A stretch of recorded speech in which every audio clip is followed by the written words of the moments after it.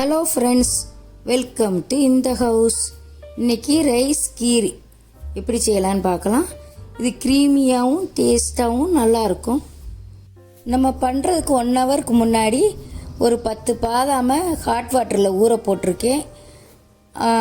ஒரு 1/4 கப் பாஸ்மதி ரைஸை ஒரு 1 ஹவர் ஊற போட்டு வச்சுருக்கேன். குக்கர் பேனில் 1 கப் தண்ணியை ஊற்றி கொதிக்க வைக்கணும். 1/4 கப்பு பாஸ்மதி ரைஸுக்கு 1 கப்பு தண்ணி.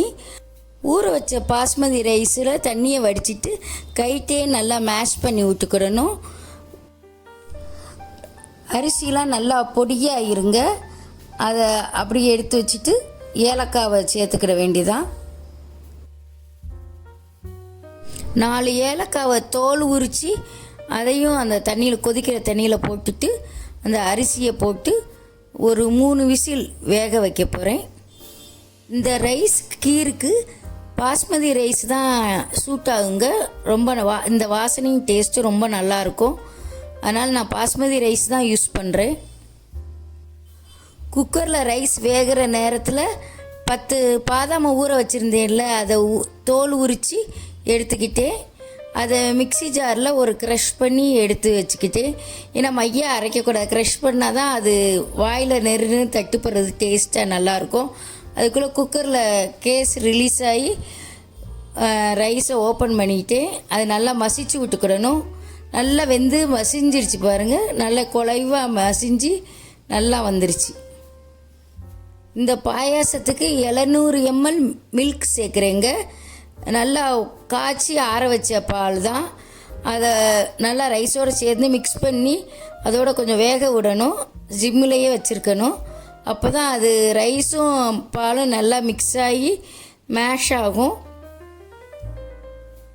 இதில் இப்போ நம்ம பால்கோவா சேர்த்துக்கிடணுங்க. அது டேஸ்ட்டுக்கு நம்ம சுகர் சேர்க்காத பால்கோவாவும் சேர்த்துக்கலாம், சுகர் சேர்த்த பால்கோவாவும் சேர்த்துக்கலாம். நான் இன்றைக்கி சுகர் உள்ள பால்கோவா தான் சேர்த்துருக்கேன். அதையும் அதோடு சேர்த்து மிக்ஸ் பண்ணி விட்டுக்கிடணும். நல்லா மிக்ஸ் பண்ணி அதுவும் நல்லா மசிஞ்சு வந்துருச்சு பாருங்கள். அடுத்து ஒரு 1/4 கப்பு சுகர் சேர்க்குறேன். இப்போ நம்ம பால்கோவாவில் சுகர் இருக்கிறதுனால நான் 1/4 கப்பு தான் சேர்க்குறேன்.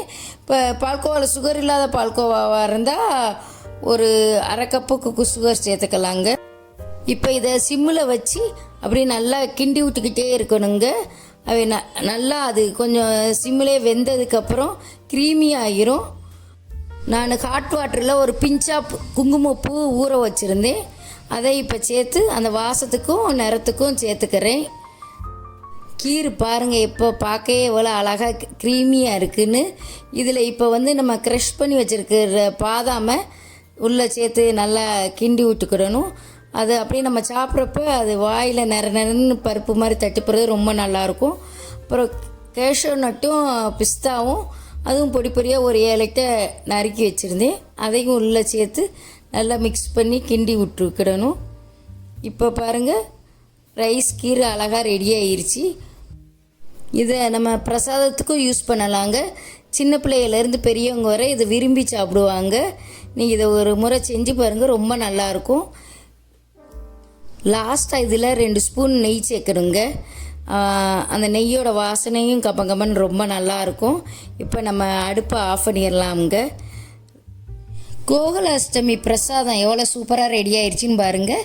இதை நம்ம பிரசாதமாக வச்சு பூஜை பண்ணிக்கலாங்க. கீரை நல்லா திக்காக டேஸ்டியாக வந்திருக்கு பாருங்கள்.